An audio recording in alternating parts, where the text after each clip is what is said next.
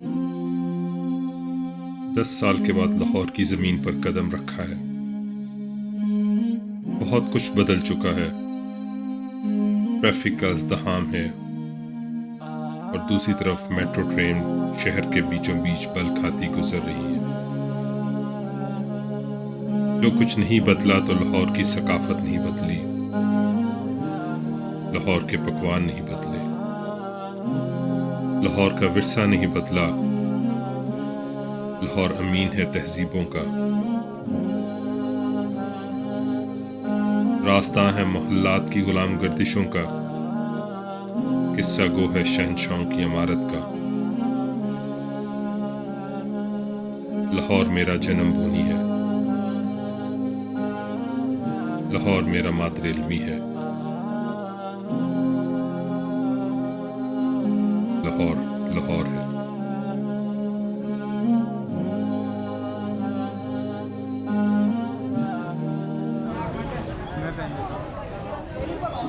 السلام علیکم، میں آپ کو اپنے چینل حسنز ایڈونچرز اینڈ اسکل میں اپنے شہر لاہور سے خوش آمدید کہتا ہوں۔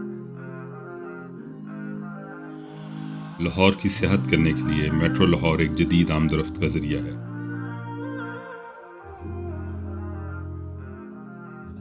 یہ لاہور کے مصروف ترین شاہراہوں اور آبادیوں کے بیچوں بیچ بل کھاتے ہوئے ٹریک پر رواں دوا ہے۔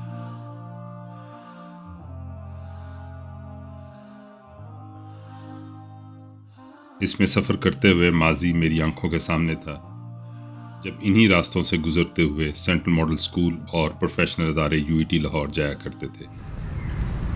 یہ بچوں میرا 9th کلاس کا کلاس۔ سینٹرل ماڈل اسکول کے بارے میں نے ویڈیو آپ کے ساتھ شیئر کی تھی، امید ہے آپ نے دیکھی ہوگی اور آپ کو پسند بھی آئی ہوگی۔ اگر آپ نے نہیں دیکھی تو اس کا لنک ڈسکرپشن میں دے دیا ہے۔ یہ آگے نہیں آ جاؤ۔ UET میں بھی 10 سال بعد آیا ہوں۔ زمانہ طالب علمی میں یہاں میکینیکل انجینئرنگ ڈپارٹمنٹ کا اسٹوڈنٹ تھا، لیکن بعد میں IME ڈپارٹمنٹ میں جاب بھی کی۔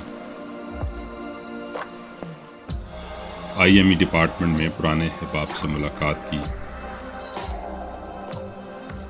اس مادر علمی کی سڑکوں پر چہل قدمی کی،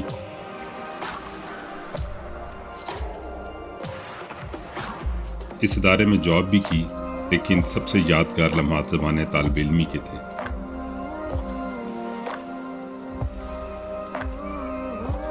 میرے زمانے طالب علمی میں UET کا ماحول خاصا نٹکھٹ تھا، لیکن اب تو خاصا پڑھاکو ماحول محسوس ہو رہا۔ لاہور جدیدیت اور قدیمیت کا امتزاج ہے۔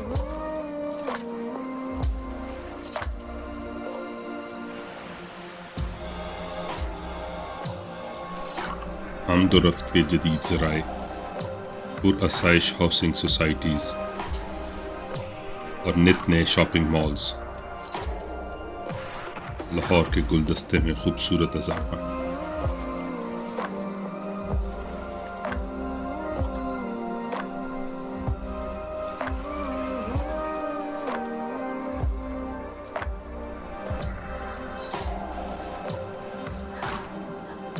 لاہور کا ذکر لاہور کے کھانوں اور تاریخی لاہور کے بغیر ادھورا ہے۔ لاہوری آکسیجن کے بغیر تو زندہ رہ سکتا ہے، لیکن خوابوں کے بغیر نہیں۔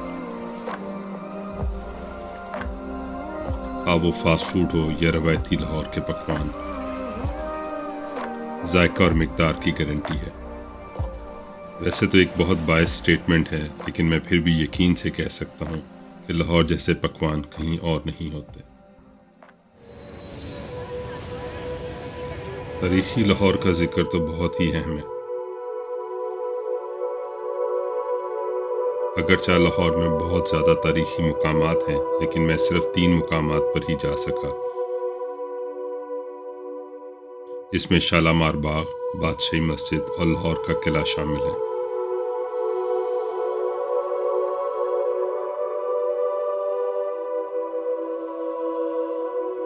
شالامار باغ مغل شہنشاہوں کے لیے ویکیشن سپاٹ تھا، جہاں وہ آرام اور آسائش کے لیے وقت گزاری کیا کرتے تھے۔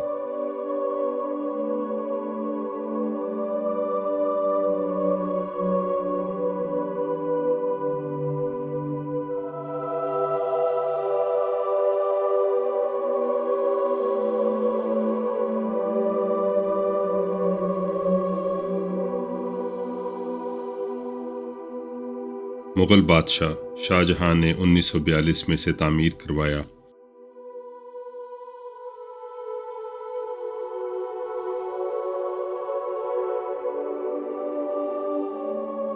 اور اس کا نام شالامار رکھا، یعنی خوشگوار رہنے کی جگہ۔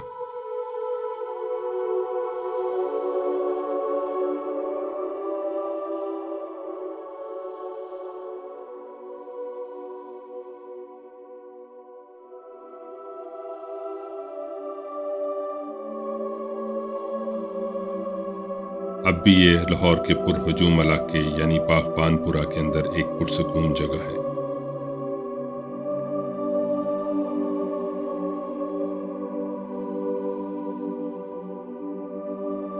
اس کے 3 لیول یا تخت ہیں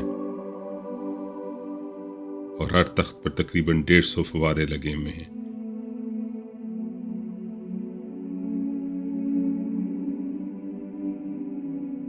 اس کو 1981 میں یونیسکو ورلڈ ہیریٹیج میں شامل کر لیا گیا تھا۔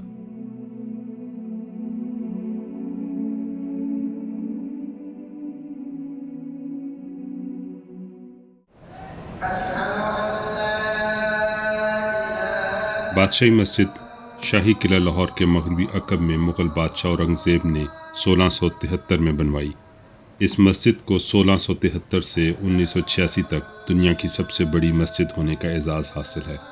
یہاں تقریباً 1 لاکھ نمازی اللہ کے ہاں سربستہ سجود ہو سکتے ہیں۔ مسجد کا داخلی دروازے کے سامنے حضوری باغ ہے اور شاہی قلعہ ہے، اور لاہور کے 13 دروازوں میں روشنی گیٹ کے ساتھ یہ مسجد متصل ہے۔ مسجد کی تعمیر میں پرشین آرکیٹیکچرل سٹائل نمایاں ہے۔ دیواروں پر سفید ماربل اور سرخ پتھر کا امتزاج مسجد کی خوبصورتی کو 4 چاند لگا دیتے ہیں۔ گنبد اور دیواروں پر لگے ماربل پر سادہ مگر پرشکو کشیدہ کاری اس کے آرکیٹیکچر میں موتی کی مانند دکھائی دیتے ہیں۔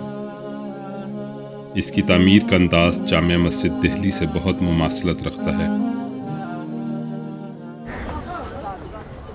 شاہی قلعہ لاہور کا شاہی قلعہ لاہور والڈ سٹی کے شمالی حصے میں مغلیہ سلطنت کے جاہ و جلال کا نشان ہے۔ یہ اپنے اندر سلطنت کے عروج و زوال کی داستانیں اور راز سموئے ہوا ہے۔ اس قلعے کے در و دیوار نے کبھی بادشاہی انداز دیکھے اور کبھی زمانے کی ستم ظریفیاں بھی دیکھی۔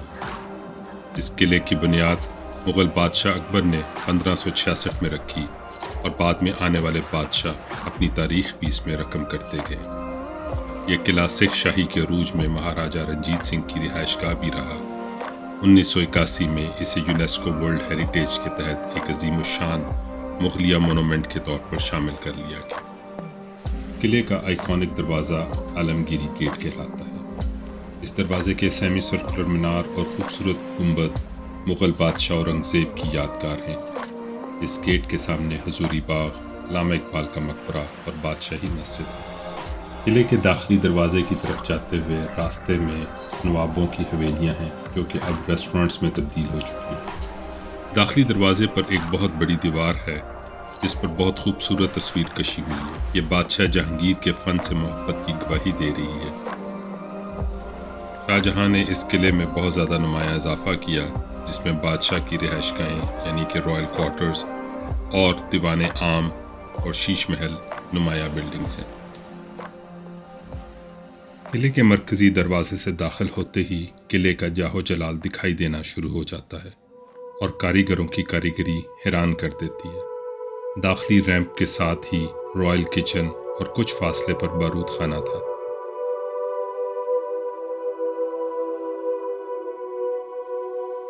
رائل کچن کی عمارت کو رینوویٹ کیا جا رہا ہے جو اس وقت تھوڑی زبوں حالی کا شکار ہے۔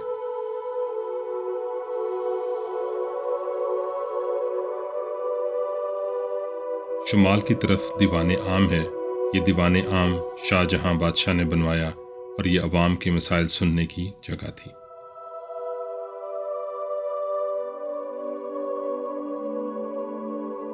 دیوان عام کے عقب میں جہانگیری احاطہ ہے جو کہ رائل ریزیڈنس تھی۔ بادشاہ اکبر نے اس کی تعمیر شروع کی جو کہ جہانگیر بادشاہ کے وقت میں 1617 میں آ کر مکمل ہوئی۔ رہائش گاہیں چاروں اطراف ہیں اور درمیان میں چہار باغ اور سنگ مرمر کا بنا ہوا فوارہ ہے۔ اس رہائش گاہ میں وقتاً فوقتاً اضافہ ہوتا رہا۔ راجہ رنجیت سنگھ کے دور میں بھی اس میں اضافہ ہوا اور پھر انگریز دور میں اس کو آفیسز کی صورت میں استعمال کیا گیا اور مزید کچھ تبدیلیاں کی گئیں۔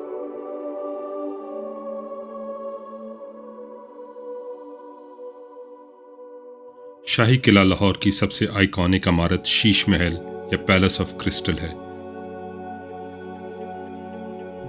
یہ محل شاہ جہاں نے 1632 میں تعمیر کروایا۔ اس کے فن تعمیر کو مغلیہ دور کا عروج حاصل ہے۔ سنگ مرمر کو کاٹ کر اس میں آئینے کو انتہائی مہارت اور دیدہ زیبی سے پرویا گیا ہے۔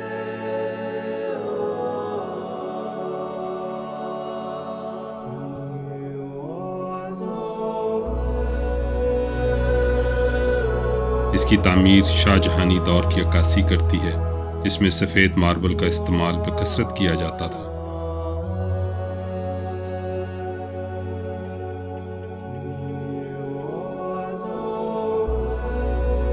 یہ محل بعد میں آنے والے بادشاہوں کی بھی پسندیدہ عمارت تھی۔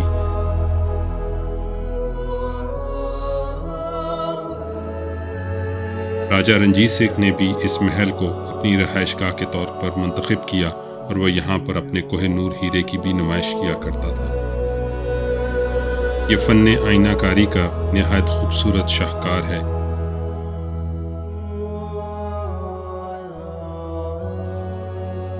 اس محل کو دیکھتے ہوئے سیاح اس کے سحر میں مبتلا ہو جاتے ہیں۔ آنے والے سیاح اس کی فن تعمیر کی تعریف کیے بغیر نہیں رہ سکتے۔ عقل دھنگ رہ جاتی ہے۔ اس دور میں ہنر اپنے عروج پر تھا۔ آج اس مہارت سے ماربل کو کاٹنا ہو تو صرف جدید کمپیوٹرائز مشینیں ہی کاٹ سکتی ہیں۔ بادشاہوں کی یہ تعمیرات ان کے فن کی قدردانی کی گواہ ہوتی ہیں، جس میں نہ صرف خوبصورت عمارتیں وجود میں آتی تھیں بلکہ اس دور میں ہنر کو بھی فروغ دیا جاتا تھا۔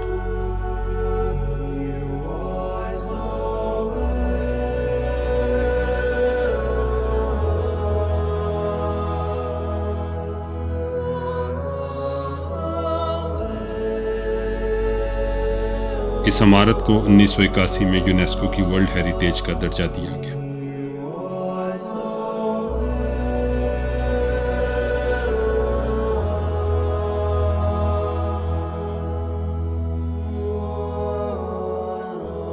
اس محل کی سیر کرتے ہوئے خیال آتا ہے کہ جب یہ محل مکمل آباد تھا تو اس کی رانائیاں دیدنی ہوں گی۔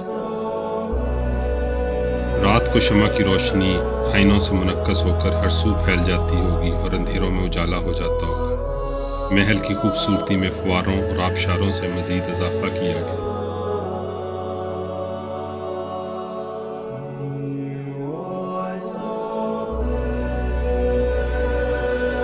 مجھے امید ہے کہ آپ کو میری ویڈیو پسند آئی ہوگی۔ اس ویڈیو کو لائک کرنا اور چینل کو سبسکرائب کرنا نہ بھولیے گا۔ بیل آئیکن کو بھی پریس کر دیں تاکہ آپ کو میری آنے والی ویڈیوز کی بر وقت آگاہی ہو سکے۔ اس دعا کے ساتھ جہاں رہیے خوش رہیے اور آپس میں آسانیاں بانٹتے رہیے۔ اللہ حافظ۔